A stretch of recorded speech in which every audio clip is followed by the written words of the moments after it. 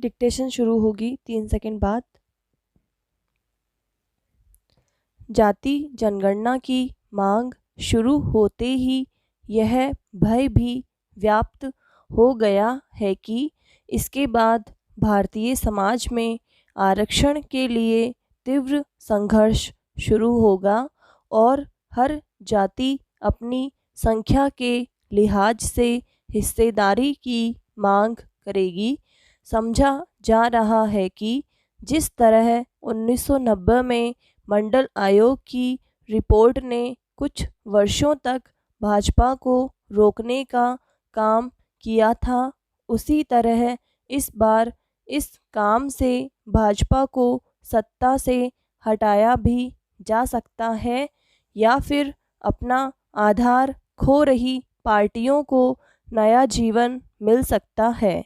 यही कारण है कि जब नीतीश कुमार इस मांग को लेकर प्रधानमंत्री से मिले तो उनके साथ न सिर्फ राजद के नेता तेजस्वी यादव थे बल्कि वर्ग में यकीन करने वाली पार्टियां माकपा, भाकपा और माले भी थी।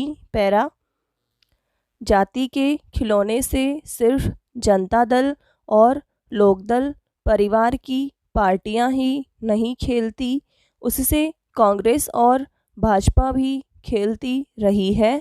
इसीलिए इस बार विपक्ष में बैठी कांग्रेस पार्टी ने भी जाति जनगणना का समर्थन किया है। सामाजिक न्याय की दावेदार पार्टियों को असली चिंता इस बात की है कि जाति के खिलौने से सबसे ज़्यादा भाजपा खेल रही है, उसका यह खेल चल रहा है और यही कारण है उसने 2011 में जनगणना के मूल कार्यक्रम से अलग किए गए सर्वे में आए जाति के आंकड़ों को जारी किए बिना अपनी गोटी बिठा ली है। भाजपा और कांग्रेस की यह दिक्कत है कि वे ऊपरी तौर पर भले ही डॉक्टर अंबेडकर का नाम लें और कभी कभी डॉक्टर लोहिया का नाम लें, लेकिन वे उस तरह जाति तोड़ने और जाति के उन्मूलन में विश्वास नहीं करती जिस तरह से समाजवादी दल करते हैं। इसीलिए इस बार एनडीए सरकार को फैसला लेने में दिक्कत हो रही है। एक और हिंदू एकता की संघ की विचारधारा उन्हें इस काम से रोकती है तो दूसरी ओर ओबीसी समुदाय में अपना आधार बना चुकी भाजपा उनकी मांग को लंबे समय तक टाल नहीं सकती। पैरा जाति आधारित जनगणना की मांग उठने के साथ यह संभावना प्रबल होती जा रही है कि अगर जातियां गिनी गई तो पार्टियों को खेलने के लिए नए खिलौने मिल जाएंगे। हालांकि कई बार खिलौने से खेलने वाला यह नहीं समझ पाता कि वह खिलौने से खेल रहा है या खिलौना उससे। इसी के साथ कब किसी बच्चे का खिलौना पड़ोस का बच्चा लेकर चला जाता है पता नहीं चलता। जाति का खिलौना ऐसा है जिसके साथ विचारधारा भी जुड़ी है और व्यावहारिक अनिवार्यता भी।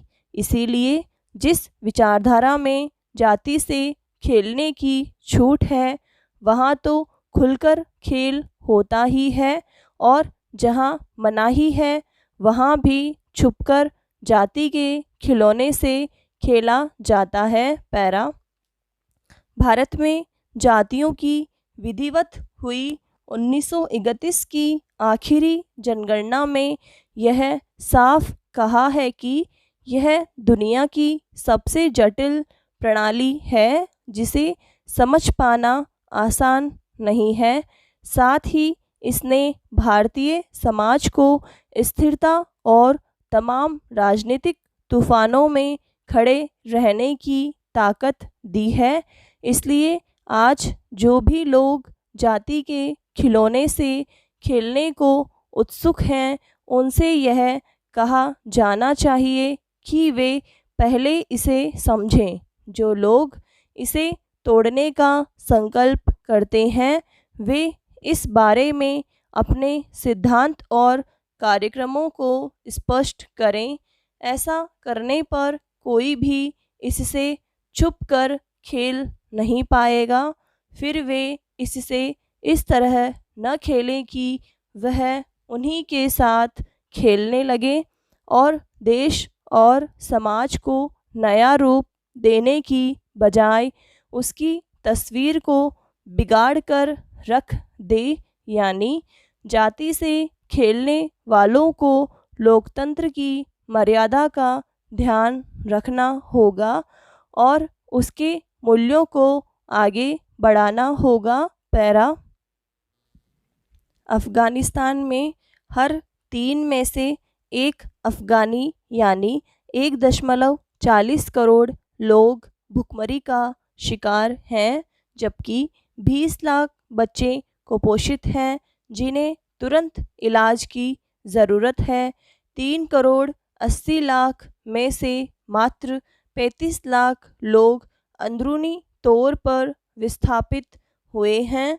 अकाल ने स्थिति और बदतर बना दी है।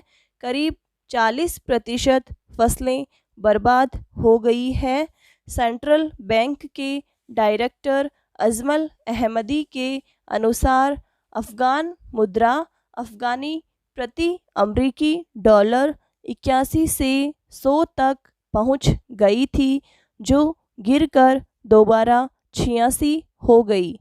कुल आयात में से 14% आयात केवल गेहूं का है, जिसकी कीमत 5 साल के औसत से 24% ज़्यादा है।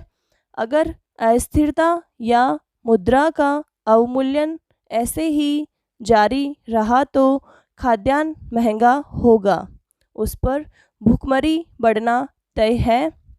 WFP के अनुसार उसे अक्टूबर तक अन्न भंडार भरे रखने के लिए $200 मिलियन तुरंत चाहिए, ताकि वह सर्दियों में हर माह 90 लाख अफ़गानियों की सहायता कर सके। गोपनीयता की शर्त पर अभी तक काबुल में तैनात एक अधिकारी ने बताया, सरकार अस्पतालों में दवाएं और आवश्यक सामान और उपकरण नहीं है। कर्मचारियों को पिछले 3 माह से वेतन नहीं मिला है। यह सब तब हो रहा है जब अफ़गानिस्तान कोरोना की तीसरी लहर की चपेट में है और स्थिति कितनी गंभीर है यह कोई नहीं जानता। अमरीकी निकासी की डेडलाइन 31 अगस्त से आगे बढ़ा भी दी जाए तो इससे सिर्फ निकासी ही व्यवस्थित होगी, लेकिन हर दिशा में शरणार्थियों की संख्या बढ़ेगी, क्योंकि लोग भूख व बीमारी से भी बचकर निकलना चाहेंगे। स्वास्थ्य कर्मियों की तरह किसी भी अन्य लोक सेवा कर्मी को पिछले माह वेतन नहीं मिला। वित्त मंत्रालय बंद पड़ा है, मतलब आवश्यक सेवाओं के सरकारी व गैर सरकारी दोनों ही कर्मचारी बेरोजगार हो गए हैं। पैरा वर्तमान में विश्व के कई इलाकों में आतंकवाद पनप रहा है। जहां आतंकवाद नहीं है वहां भी व्यक्ति विभिन्न तरह के संघर्षों के कारण दुखी है। अमानवीय घटनाएं सामने आ रही हैं।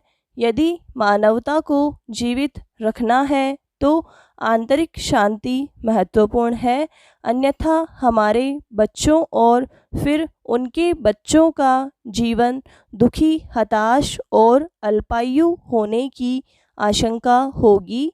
11 सितंबर 2001 की त्रासदी ने दिखा दिया कि घृणा से संचालित आधुनिक तकनीक और मनुष्य बुद्धि विनाश का कारण बन सकती है। भौतिक विकास निश्चित रूप से एक सीमा तक प्रसन्नता और आराम की जीवन शैली में योगदान देता है, पर यह पर्याप्त नहीं है। सुख के एक और गहन स्तर को प्राप्त करने के लिए हम अपने आंतरिक विकास की उपेक्षा नहीं कर सकते। समाप्त।